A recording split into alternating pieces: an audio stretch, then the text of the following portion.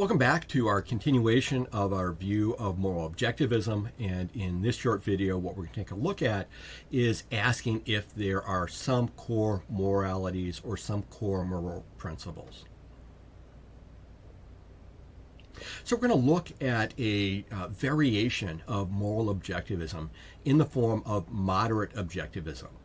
And so the view of moderate objectivism is that it's not quite the moral absolutism that we expected before, where you have an entire set of ethical principles that should be discovered and kind of guide your actions. But moderate objectivism is a view of limited objectivism. And so there are going to be at least a few, or at least some, universal and objective moral principles. And again, recognize that in order for them to be universal and objective, they need to be valid for all people and in all social environments. And so maybe not a full range of rules or full range of guidelines or ethical principles, but at least some that are going to serve as guiding principles for all people and all situations. So if we begin to think, what would be found within a view of moderate objectivism? And so what would serve then as this core morality? And so we could argue that in order for social cohesion, in order for personal well-being, in order for us to be able to live, hopefully amicably, within society, we need to have rules in place that are going to allow us to interact with one another. And so an example, or at least a possible example, of a core morality would be the golden rule. And again, the golden rule: do unto others as you would have them do unto you. And so, don't steal from others unless you want them to steal from you. Don't, harm others, or potentially they could harm you. And so that would serve as potentially a good basis, a good starting point for building a society. Okay, so different examples of core moralities, and we've seen these being very present in different historical societies. We can see these in rules and laws that are found in cultures and societies historically and in modern times.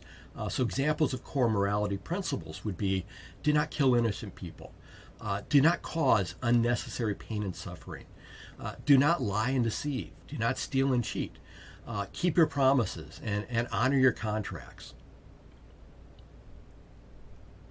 And these would give rise to additional core morality principles. Do not deprive another person of his or her freedom. Do justice, treating people as they deserve to be treated. Reciprocate, show gratitude for services rendered. Help other people, especially when the cost to oneself is minimal, as well as obeying just laws. Again, so we see that these core moral principles could serve as a basis for a series of laws within the society that would give rise to, hopefully, an amicable and peaceful society in which at least the majority of people are going to be interacting with one another, at least in a beneficial way.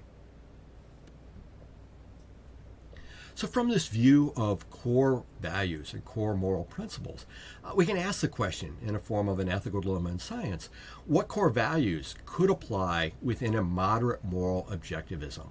And so extend that further with additional prompts saying, are there core values or moral principles that could be considered as objective, universal moral principles, again, applying to all people in all social environments at all times?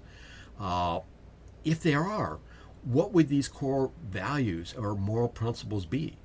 And then finally, looking at that conflict with the doctrine of double effect, where you have these moral principles that could come into conflict with one another, are there instances when even these core values would be superseded by another value or another principle? Okay, so thank you for considering these core morality or the core moral principles within our lecture series here on moral objectivism. Please let me know if you have any questions. Thank you, and have a great week.